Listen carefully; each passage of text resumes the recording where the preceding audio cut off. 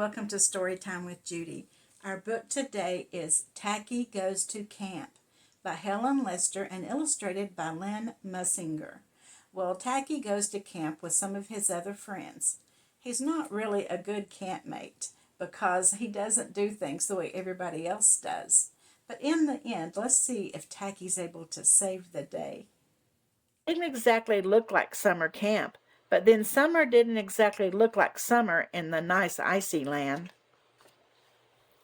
And yet here were Goodly, Lovely, Angel, Neatly, and Perfect, and Tacky at Camp Whoopee Ha Ha.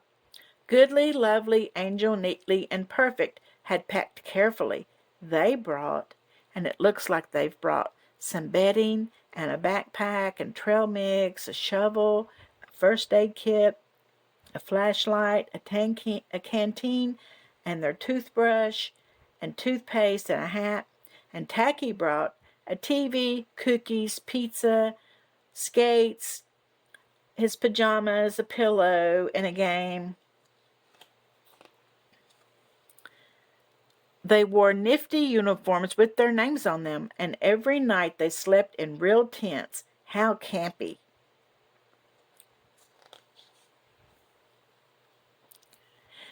At Whoopee Ha Ha, their days were filled with wonderful activities: rock climbing, synchronized swimming, archery, arts and crafts. Tacky's personal favorite was his game he invented called Tippy Canoe and Tacky Too.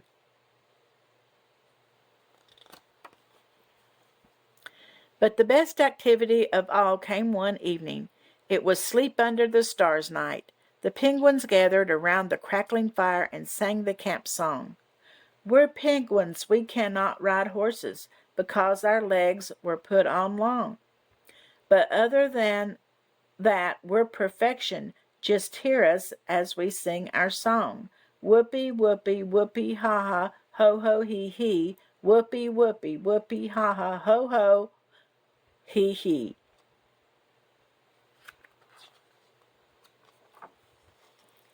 Then it was time to make s'mores. Toasted marshmallows and chocolate smashed between 2 graham crackers. Yum.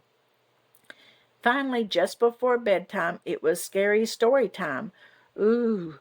Goodly and Lovely told a tale called Gotcha. It was about a penguin poking swordfish and very scary. Angel and Neatly came up with the creepy crawling plant scarier. Perfect followed with a story called The Whooping Wubba Bubba Bird, which was so scary the penguins could barely listen, and they held their flippers over their ear places. Then it was Tacky's turn. He announced, I Ori is called Eware Air. He unstuck his s'mory beak and began again. My story is called Beware the Bear. That sounded promising. Tacky began. Once upon a time, the penguins were gathered around the campfire when they heard a thud, thud, thud, thud, and the great growly voice called out, Beware the bear. Tacky's companions shivered a little. The voice came closer. Beware the bear. Now the penguins held flippers. And closer. Beware the bear. They squeezed their eyes shut and waited. And then, said Tacky, a bear thudded up to the penguins and announced, Howdy do. My name is Beware. Beware the bear. Get it? Yuck.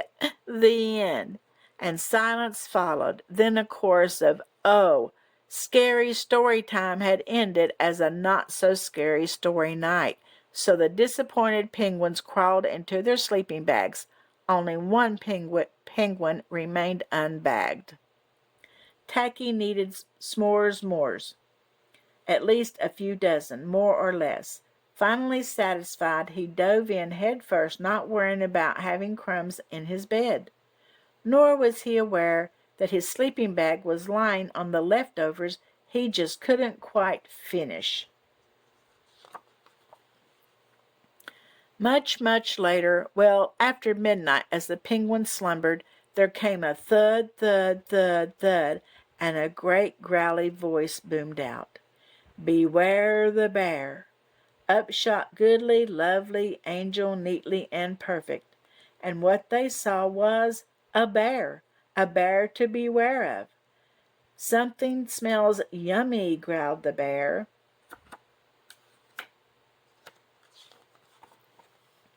He helped himself to 1 marshmallow, 2 squares of chocolate, 3 graham crackers, and 4 s'more toasting sticks. Then he ate the picnic basket, gobbled up the guitar, and swallowed a fire log whole. Not yummy, he bellowed, and I'm still hungry in my tummy. He hovered over goodly, lovely, angel, neatly and perfect. The penguins always did everything as a group, and what this group needed to do now was run. But Tacky, Tacky, wake up, Tacky, wake up, they cried. Want s'more, murmured Tacky from the depths of his sleeping bag. Tacky, wake up, they repeated. Frantically they tapped him and poked him. At last, when they tickled his webbies, he popped up, and the leftovers upon which Tacky had slept had become stuck to his sleeping bag, forming a graham crackery, chocolatey, marshmallowy face. Gazooks! Gasped the bear. What a horrid-looking thing! And was huge, with mean eyes, and green skin, and webbed feet. The bear backed away. Tacky waddled forward, his muffled voice calling, Want s'more! The bear backed further, falling over a log, and Tacky continued waddling forward. Want s'more! The terrified bear cried out, No more! I don't want s'more! No more! Yelping, I'm out of here! The bear got out of there, fast.